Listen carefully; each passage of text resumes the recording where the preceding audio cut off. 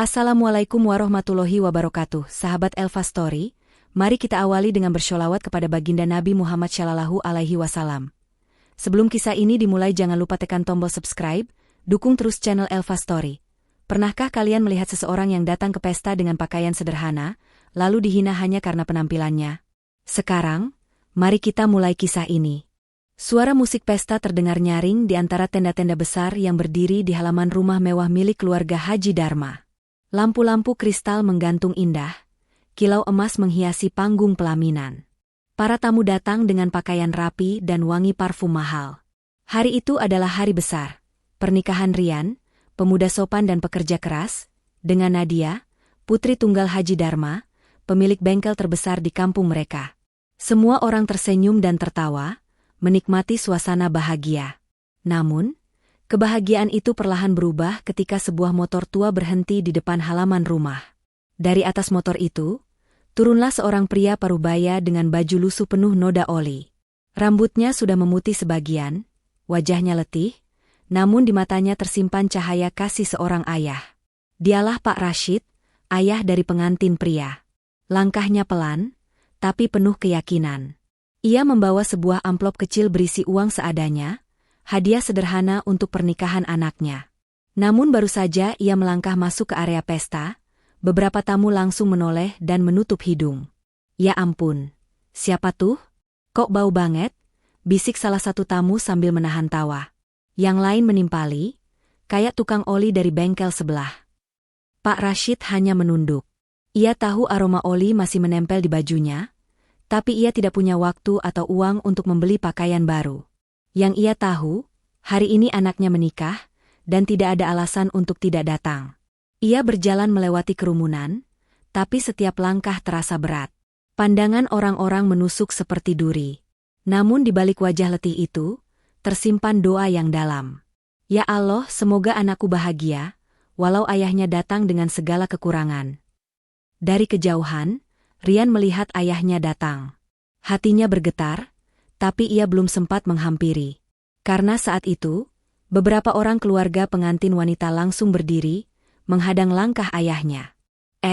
Bapak mau kemana? Tanya salah satu panitia dengan nada merendahkan. Pak Rashid menjawab lembut, saya ayahnya Rian, nak, mau menyalami pengantin. Namun sebelum ia sempat melangkah lagi, terdengar tawa sinis dari arah pelaminan. Semua orang menoleh. Di sana berdiri seorang gadis cantik bergaun putih berkilauan, Nadia, pengantin wanita. Ia memandangi Pak Rashid dari ujung kepala hingga kaki, lalu berkata dengan suara keras yang terdengar ke seluruh ruangan. Pria tua. Sadarlah diri.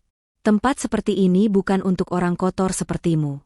Pergilah, jangan buat malu anakmu. Suasana langsung hening. Musik berhenti. Beberapa tamu menatap, sebagian menahan tawa, sebagian lagi hanya diam tak berani bicara. Wajah Pak Rashid memucat, tubuhnya gemetar, tapi ia berusaha tersenyum. Ia menatap anaknya di pelaminan, berharap Rian berdiri membelanya. Namun Rian hanya terdiam, seolah kehilangan kata-kata. Pak Rashid mencoba bicara dengan suara pelan. Maafkan saya, enduk.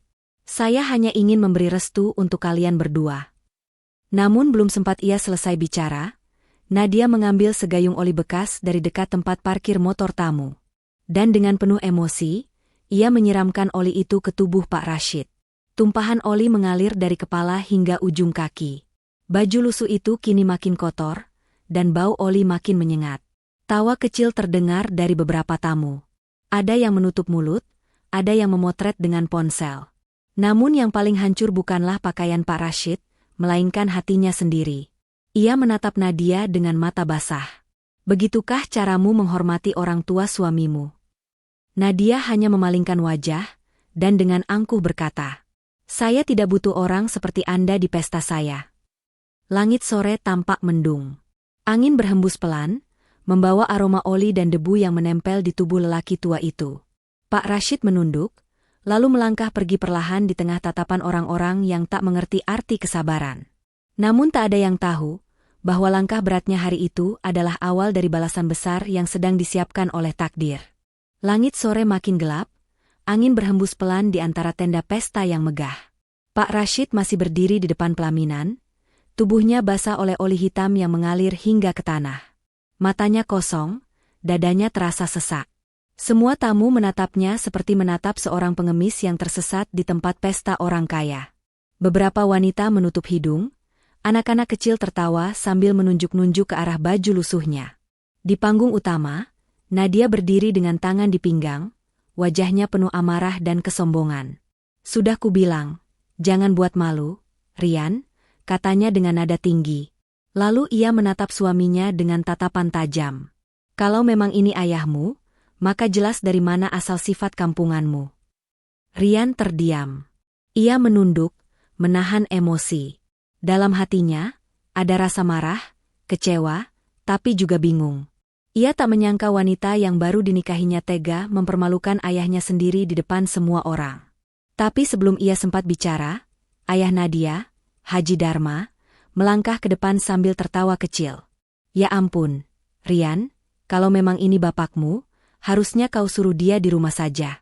Acara ini mewah, bukan tempat untuk orang lusuh bau oli seperti dia." Ucapan itu membuat tawa kecil terdengar dari beberapa tamu undangan yang berdiri di sekitar panggung. Satu persatu mulai bergosip. "Ayahnya cuma tukang oli ya." Kasihannya, pengantin wanita dari keluarga kaya, ternyata dapat mertua kayak gitu. Pak Rashid menunduk makin dalam. Hatinya remuk, tapi bibirnya tetap bergetar lirih. "Ya Allah, kuatkan aku. Aku datang bukan untuk malu, hanya ingin memberi restu." Namun hinaan itu belum berhenti.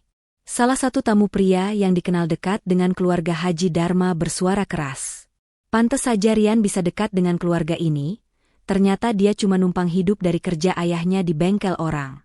Mungkin oli bekas itu yang jadi parfumnya." Tawa bergema lagi. Gelak yang menusuk lebih dalam dari luka manapun.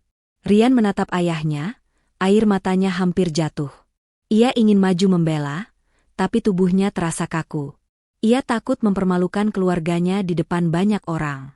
Namun di detik itu, ayahnya menatapnya dengan pandangan lembut. Pandangan yang berkata tanpa suara, "Nak, tidak apa-apa. Biarkan mereka. Yang penting kau bahagia." Dengan langkah gontai, Pak Rashid berbalik. Namun langkahnya tertahan ketika terdengar suara Nadia lagi dari belakang. "Kalau kau tahu diri, seharusnya tidak usah datang ke sini. Cukup kirim doa saja dari rumah, bukan datang membawa bau oli dan rasa malu." Suasana pesta mendadak sepi. Semua orang menahan napas, bahkan angin pun seolah berhenti.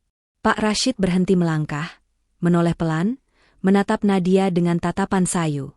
"Anakku sudah jadi istrimu. Kau hina aku tak apa, tapi jangan kau buat anakku malu karena mencintaimu.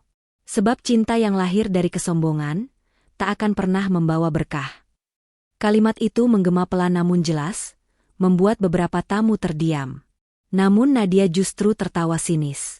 Ia melipat tangan di dada dan berkata, "Kau pikir kata-kata bijak bisa menutupi bau oli di bajumu? Kau tidak cocok datang ke acara seperti ini.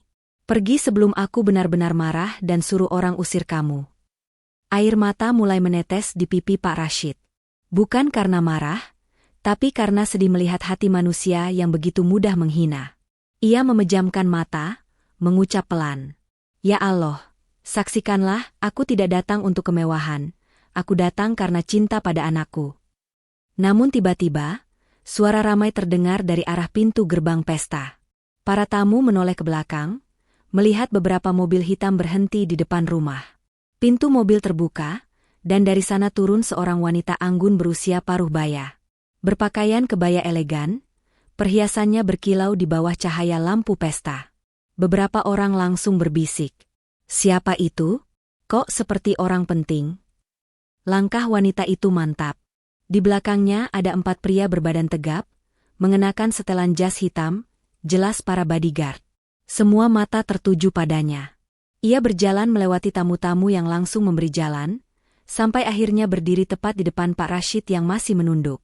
Suara anggunnya terdengar jelas namun penuh amarah. "Pak Rashid," katanya lembut tapi tegas, "mengapa kau diam saja dihina seperti ini?" Pak Rashid menoleh pelan, dan air matanya makin jatuh saat melihat wajah wanita itu. Ia bergetar.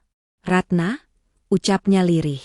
Ya, wanita itu adalah Bu Ratna, istri Pak Rashid. Wanita yang selama ini jarang terlihat di bengkel, karena diam-diam mengelola bisnis besar di kota. Tak banyak yang tahu bahwa ia adalah pemilik perusahaan oli terbesar di wilayah itu. Bu Ratna menatap semua tamu dengan mata tajam. Tatapannya membuat semua orang yang tadi menertawakan langsung menunduk ketakutan. Lalu ia berucap dengan nada tinggi. Jadi seperti ini caramu memperlakukan suamiku dan ayah dari menantumu, Nadia? Semua mata tertuju ke arah pengantin wanita yang mendadak pucat. Suasana pesta berubah tegang. Lampu-lampu berkilau seolah kehilangan sinarnya. Bu Ratna menatap Nadia lurus-lurus, kemudian melanjutkan kalimatnya dengan tegas. Begitukah caramu menghormati keluarga suamimu? Menghinanya di depan orang banyak? Kau tahu siapa yang menyuplai semua oli dan suku cadang untuk bengkel ayahmu itu? Nadia terdiam. Haji Dharma menelan ludah. Bu Ratna mendekat satu langkah. Itu semua dari perusahaan kami. Hening. Tak ada suara yang berani keluar. Semua orang terpaku. Dan di tengah keheningan itu, Bu Ratna menggenggam tangan suaminya yang kotor penuh oli, lalu berkata dengan lantang. Sudahlah, Pak. Kita tidak pantas berada di tempat yang penuh kesombongan. Ayo kita pergi. Mereka berdua berjalan pelan meninggalkan pesta, melewati tamu-tamu yang menunduk malu. Suasana pesta hancur seketika. Dan di atas panggung, Rian menatap kosong, bibirnya gemetar, hanya satu kalimat yang keluar dari mulutnya. Ya Allah, inikah awal dari kehancuran cinta yang dibangun atas kesombongan? Sore itu berubah menjadi malam yang dingin. Langit desa diselimuti awan gelap, seolah ikut menyaksikan bagaimana harga diri seorang ayah diinjak di depan banyak orang. Namun di balik suasana muram itu, langkah anggun Bu Ratna menggema di antara sisa keramaian pesta. Wajahnya tenang tapi tegas. Setiap tatapan matanya seperti pedang yang mampu membelah keangkuhan manusia. Semua tamu menunduk. Tak ada lagi tawa, tak ada lagi canda. Yang tersisa hanya bisikan pelan dan rasa malu.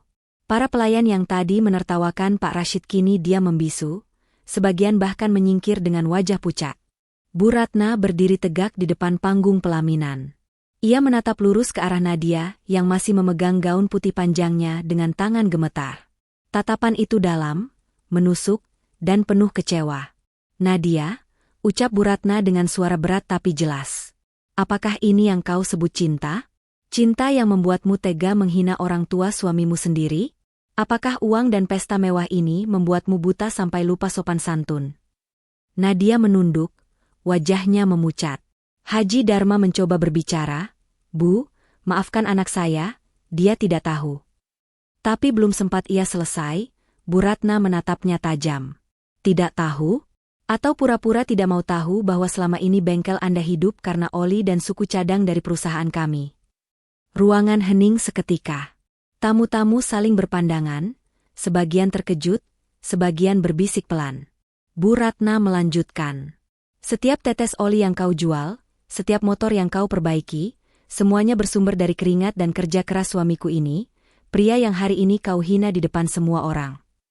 Pak Rashid menatap istrinya dengan mata berkaca. Ia tak pernah menyangka bahwa istrinya akan datang dan membelanya di hadapan banyak orang. Dalam hati kecilnya, ia berbisik lirih. Ya Allah, Engkau selalu tahu kapan harus membalikan keadaan. Bu Ratna menatap semua tamu dengan penuh wibawa. Dengar baik-baik, katanya lantang. Baju lusuh dan noda oli di tubuh suamiku bukanlah tanda kehinaan. Itu adalah tanda perjuangan dan kerja keras. Kalian semua bisa hidup nyaman karena ada orang-orang seperti dia, yang bekerja tanpa pamrih. Beberapa tamu mulai menundukkan kepala. Rasa malu menyelimuti wajah mereka. Bahkan MC acara pun tak sanggup melanjutkan acara. Mic yang dipegangnya bergetar karena gugup. Lalu, Bu Ratna menatap Rian yang masih duduk di pelaminan. Rian, ayo ikut ibu. Kita pulang. Rian berdiri perlahan, menatap Nadia yang menangis terseduh. Ia menunduk dan berkata pelan. Aku datang ke pesta ini untuk cinta, tapi yang kulihat hanya kesombongan. Aku tak bisa hidup dengan seseorang yang tak menghargai ayahku sendiri. Nadia mencoba meraih tangan Rian, tapi ditolak halus. Rian hanya berucap lirih. Kau sudah memperlihatkan siapa dirimu sebenarnya. Bu Ratna menarik tangan suaminya, lalu berjalan anggun meninggalkan tempat itu. Langkah mereka berdua terasa berat, tapi penuh harga diri. Para tamu memberi jalan, sebagian menunduk, sebagian lain berusaha meminta maaf. Namun Bu Ratna hanya menatap lurus ke depan, menahan air mata yang hampir jatuh. Ketika mereka melangkah keluar dari gerbang pesta, langit yang mendung seolah ikut meneteskan air hujan kecil. Pak Rashid menatap langit, lalu berbisik, "Terima kasih, ya Allah. Engkau telah menegakkan keadilan MU tanpa aku harus berkata apa-apa." Rian berjalan di belakang mereka, wajahnya datar, matanya kosong. Namun di dalam hatinya ada bara yang menyala. Bara penyesalan dan tekad untuk tidak lagi membiarkan kesombongan merusak cinta yang tulus. Dari dalam pesta, terdengar suara isak tangis Nadia yang jatuh berlutut di pelaminan. Haji Dharma berdiri kaku, wajahnya pucat, seluruh tamu perlahan meninggalkan tempat itu satu persatu. Lampu pesta padam satu demi satu, meninggalkan bayangan redup di antara sisa bunga yang mulai layu. Pesta yang seharusnya jadi kenangan bahagia, berubah menjadi malam penuh aib dan penyesalan. Dan malam itu menjadi awal dari perubahan besar yang tak akan pernah dilupakan siapapun di kampung itu. Sebuah malam di mana kesombongan kalah di hadapan kesabaran. Malam kian larut. Suasana pesta yang tadinya riuh kini berubah menjadi sunyi mencekam. Hujan rintik mulai turun, membasahi halaman rumah besar keluarga Haji Dharma. Lampu-lampu hias yang berkilauan kini tampak suram, seolah ikut berduka atas apa yang baru saja terjadi. Di sisi jalan, tampak Bu Ratna dan Pak Rashid berjalan berdua di bawah payung hitam, diikuti oleh Rian di belakang mereka. Langkah mereka pelan, namun penuh keteguhan. Tak ada satu kata pun yang keluar, hanya suara rintik hujan dan desir angin malam yang menemani perjalanan pulang itu. Pak Rashid menggenggam tangan istrinya. Dengan suara parau ia berkata, "Maafkan aku, Ratna, aku sudah mempermalukanmu di depan banyak orang." Bu Ratna menatapnya lembut. "Tidak, Pak. Justru aku bangga padamu. Kau tidak membalas hinaan dengan kemarahan. Kau sabar, dan disitulah letak kemuliaan seorang suami yang sejati." Rian yang berjalan di belakang mereka menunduk dalam diam. Air matanya tak terbendung. Hatinya teriris melihat bagaimana ayah dan ibunya yang sederhana itu menanggung malu di hadapan orang banyak. Padahal merekalah yang paling tulus dan berhati bersih. "Ya Allah," bisiknya pelan, "ampuni aku karena telah diam saat ayahku dihina." Sesampainya di rumah besar mereka, Bu Ratna membuka pintu dengan tenang. Rumah itu berdiri megah, dikelilingi taman dan kolam air mancur di halaman depan. Beberapa pekerja rumah yang melihat keadaan mereka langsung terkejut. "Bu, Pak Rashid kenapa bajunya seperti itu?" tanya salah satu dari mereka. Bu Ratna hanya menjawab lirih, "Biarkan. Itu pakaian kehormatan bagi seorang suami yang sabar." Malam itu, Bu Ratna mengganti baju suaminya, lalu menyiapkan air hangat untuk membersihkan tubuhnya yang masih berbau oli. Setelah selesai, mereka duduk di ruang tamu besar, ditemani secangkir teh hangat. Wajah Pak Rashid tampak tenang, meski dalam hatinya masih terasa getir. "Ratna," katanya lirih, "aku tidak ingin dendam. Tapi aku tidak akan lupa bagaimana anak kita dipermalukan oleh wanita itu dan keluarganya." Bu Ratna mengangguk perlahan. "Kita tidak perlu membalas dengan amarah, Pak. Cukup diam, dan biarkan Allah yang menegakkan keadilan." Kalimat itu diucapkan dengan nada penuh keyakinan. Ada kekuatan yang lahir dari kesabaran seorang istri salehah. Beberapa hari kemudian, berita tentang kejadian di pesta itu menyebar ke seluruh kampung. Orang-orang membicarakannya di warung, di bengkel, bahkan di pasar. Semua orang tahu bahwa keluarga Haji Dharma telah menghina keluarga Rashid, orang yang selama ini menjadi penyedia utama oli dan suku cadang untuk bengkel mereka. Dan tanpa banyak bicara, Bu Ratna memutus semua kerjasama dengan bengkel Haji Dharma. Ia menghubungi semua distributor di bawah perusahaannya dan berkata singkat, "Mulai hari ini, hentikan semua pasokan barang ke bengkel itu. Jangan ada satu tetes oli pun yang keluar." Perintah itu tegas, dingin, tapi adil.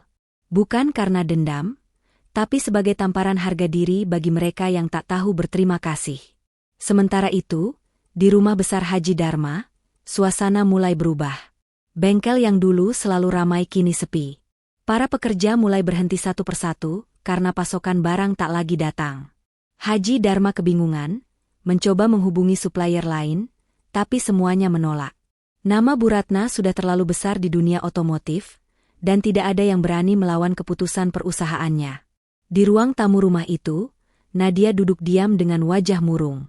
Gaun pengantinnya kini hanya tergantung di kursi, menjadi saksi dari kesalahan besar yang ia perbuat. Ia menatap ayahnya yang tampak stres dan lelah. "Pak, apa kita tidak bisa cari cara lain?" Haji Dharma menjawab lirih. "Susah, Nak. Semua orang takut pada perusahaan itu. Mereka bilang, itu milik keluarga Rashid. Aku baru tahu, ternyata pria tua yang kau hina itu adalah pemilik terbesar di provinsi ini." Nadia membeku. Kata-kata itu seperti petir yang menyambar jantungnya. Ia menatap kosong ke depan, matanya mulai basah. "Ya Allah, apa yang sudah aku lakukan?" Suara isaknya pelan tapi menyayat hati.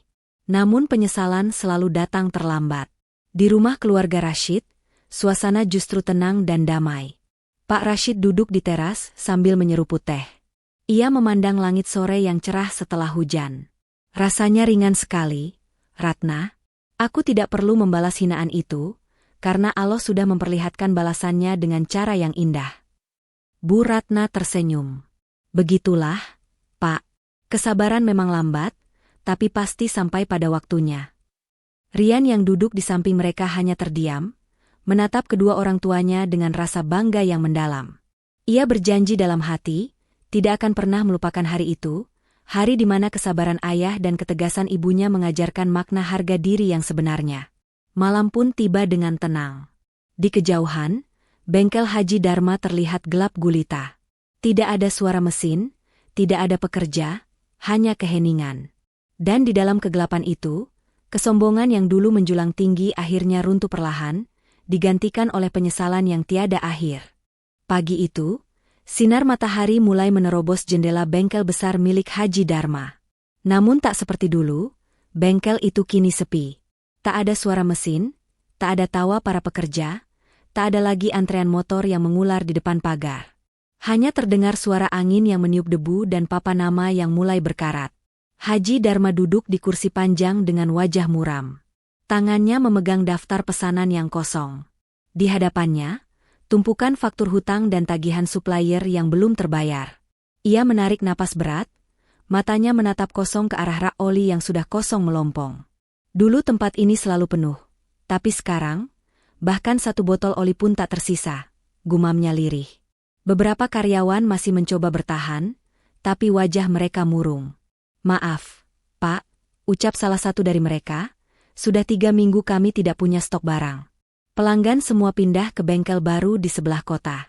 Katanya, bengkel itu kerja sama langsung dengan perusahaan milik Bu Ratna. Haji Dharma terdiam, tenggorokannya tercekat. Ia tahu, itu adalah tangan keadilan yang berjalan perlahan, balasan dari kesombongan dan penghinaan di hari pernikahan anaknya. Sementara itu, Nadia duduk di dalam rumah dengan mata sembab. Hari-harinya kini sepi. Rian tak lagi menghubunginya sejak malam mereka bertengkar di pesta. Gaun pengantinnya yang dulu berkilau kini tersimpan di lemari, berdebu dan tak lagi berarti. Ia memegang foto pernikahan mereka, menatap wajah Rian dengan mata berkaca. "Kenapa aku begitu bodoh? Ya Allah, kenapa aku harus menghina orang yang paling layak dihormati?" Hari-hari berlalu, tapi keadaan justru makin buruk. Utang bengkel menumpuk, pelanggan pergi satu persatu. Bank mulai mengirim surat peringatan. Haji Dharma berjalan mondar-mandir di ruang tamu, wajahnya kusut, rambutnya acak-acakan. Ia memegang kepalanya dan bergumam lirih. "Andai saja waktu bisa diulang, aku tidak akan biarkan anakku bersikap seperti itu." Sementara di sisi lain kota, keluarga Rashid hidup dalam ketenangan. Pak Rashid tetap sederhana seperti biasa, masih suka membantu orang-orang di kampung yang datang meminta pertolongan. Ia tak pernah membanggakan hartanya, tak pernah mengungkit kejadian di pesta itu. Setiap kali orang menyinggungnya, ia hanya tersenyum dan berkata, "Biarkan waktu yang mengajari mereka arti rendah hati." Suatu sore, saat Bu Ratna sedang di ruang kerja, salah satu stafnya masuk tergesa. "Bu, Haji Dharma datang ke kantor. Katanya ingin bicara langsung. Bu Ratna berhenti menulis, menatap stafnya sebentar, lalu menjawab tenang. Suruh tunggu di ruang tamu. Beberapa menit kemudian, Haji Dharma masuk dengan wajah lesu. Ia menunduk dalam-dalam, seolah berat untuk mengangkat kepalanya. Bu Ratna, saya datang untuk meminta maaf. Atas kelakuan anak saya, atas kesombongan saya sendiri. Suaranya bergetar, air mata mulai menetes di pipinya. Saya mohon, kembalikan kerja sama itu. Bengkel kami sudah hampir tutup. Karyawan semua kehilangan pekerjaan. Bu Ratna menatapnya tanpa emosi. Matanya dingin, suaranya tenang tapi tajam. Dulu, saat suamiku datang ke pestamu dengan pakaian lusuh, kau tertawa. Kau biarkan anakmu menyiramnya dengan oli di depan semua orang. Sekarang kau datang dengan wajah yang sama, tapi dalam keadaan terhina oleh perbuatanmu sendiri. Haji Dharma menunduk, tak bisa berkata apa-apa. Air matanya jatuh ke lantai, menetes satu persatu. Tolonglah, Bu Ratna, saya mohon demi anak-anak dan keluarga saya. Bu Ratna menghela napas panjang. Aku sudah memaafkan, tapi aku tidak bisa melupakan. Aku tidak menaruh dendam, tapi setiap tindakan ada akibatnya. Semua ini bukan balasanku, melainkan balasan dari Allah. Ia berdiri, menatap keluar jendela dengan pandangan jauh. Kau lihat bengkelmu sepi? Itu bukan karena aku menghentikan pasokan, tapi karena kesombonganmu menghentikan rezekimu sendiri. Haji Dharma menangis terseduh, lalu perlahan meninggalkan ruangan dengan langkah lemah. Sore itu, ia berjalan di bawah matahari yang panas, tubuhnya gemetar. Setiap langkah terasa berat, seperti menanggung dosa yang dulu dianggap sepele. Di rumah, Nadia menunggu dengan harap. Namun ketika ayahnya pulang dengan wajah pucat, ia langsung tahu jawabannya. Ayah, bagaimana hasilnya? Haji Dharma hanya menggeleng pelan. Tidak ada yang bisa diperbaiki lagi, Nak. Kita harus menerima akibat dari perbuatan kita sendiri. Nadia jatuh berlutut, menangis memeluk kaki ayahnya. Semua ini salahku, Ayah. Semua ini karena aku menghina orang yang seharusnya kupanggil ayah juga. Sore itu, suara tangis mereka memenuhi rumah yang dulu dipenuhi tawa. Dan di luar rumah, papan nama bengkel mereka kini mulai diturunkan. Tulisan besar, Bengkel Dharma Motor, perlahan dilepas, meninggalkan dinding kosong berdebu. Sementara itu, di rumah besar keluarga Rashid, adzan maghrib terdengar dari kejauhan. Pak Rashid tersenyum sambil berucap pelan. Ya Allah, Engkau Maha Adil. Engkau tidak pernah tidur dalam membalas perbuatan manusia. Dan inilah bukti bahwa kesabaran tak pernah sia-sia.